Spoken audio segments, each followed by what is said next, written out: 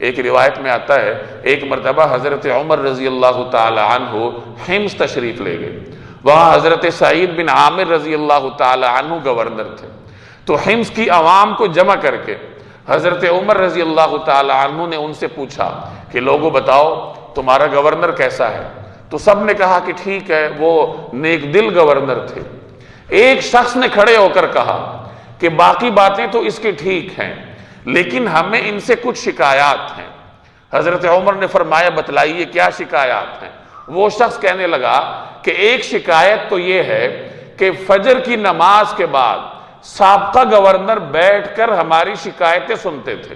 اور یہ جو موجودہ گورنر ہیں یہ فجر کی نماز کے بعد گھر چلے جاتے ہیں اور ایک آدھے گھنٹے تک کسی سے ملتے نہیں ہیں، اس سے ہمیں تکلیف ہوتی ہے۔ دوسری شکایت یہ ہے کہ ہفتہ 10 دنوں میں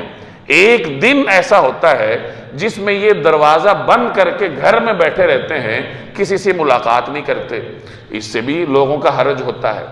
تیسری شکایت ہمیں یہ ہے کہ یہ عشاء کی نماز کے بعد اپنے گھر میں بند ہو جاتے ہیں، کسی سے ملتے نہیں ہیں، اس سے بھی لوگوں کو حرج ہوتا ہے۔ چوتھی شکایت ہمیں یہ ہے کہ بعض اوقات یہ لوگوں کے مجمع میں بیٹھے ہوتے ہیں اور بیٹھے بیٹھے بے ہوش ہو جاتے ہیں، اور پھر ایک ایک دو گھنٹوں تک ان پر بے ہوشی طاری رہتی ہے، جس کی وجہ سے دور دور سے آئے ہوئے سائلین اور لوگوں کا حرج ہوتا ہے۔ تو باقی ہم ان سے مطمئن ہیں، یہ 4 شکایات ہیں ہم۔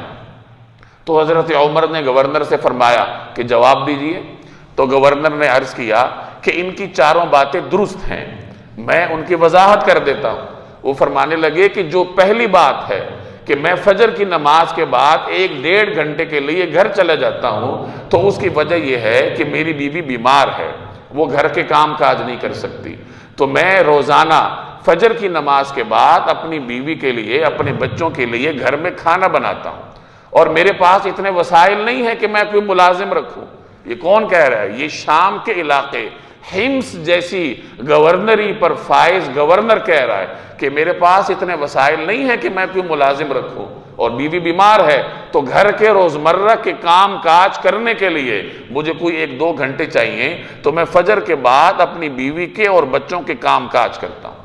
اور جہاں تک ان کی دوسری شکایت ہے کہ میں عشاء کے بعد کسی سے ملتا نہیں ہوں، تو اس کی وجہ یہ ہے کہ عشاء کے بعد کا وقت میں نے عبادت کے لیے رکھا ہوا ہے، دن بھر میں لوگوں کے معاملات نمٹاتا ہوں، اور شام کو اپنے رب کے ساتھ خلوت میں رہ کر میں عبادت کرتا ہوں، تو میں عشاء کے بعد اس لیے کسی سے نہیں ملتا۔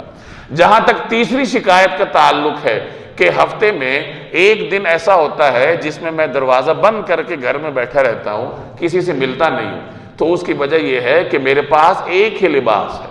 اور جب یہ میلا ہو جاتا ہے تو مجھے اس کو دھونے کے بعد اس کے خشک ہونے کا انتظار کرنا پڑتا ہے، بعض اوقات اس میں پورا دن لگ جاتا ہے، تو ایک دن گھر میں بیٹھ کر لباس دھونے اور اس کے خشک ہونے کے انتظار میں میرا صرف ہو جاتا ہے، اس لیے ہفتے 10 دنوں میں ایک دن میں لوگوں کی نظروں سے اوجھل رہتا ہوں۔ اور جہاں تک چوتھی شکایت کا تعلق ہے کہ میں لوگوں کے درمیان بیٹھے بیٹھے بے ہوش ہو جاتا ہوں، تو اس کی وجہ یہ ہے کہ حضرت خبیب رضی اللہ تعالی عنہ کو جب اہل مکہ نے سولی پہ لٹکایا تھا،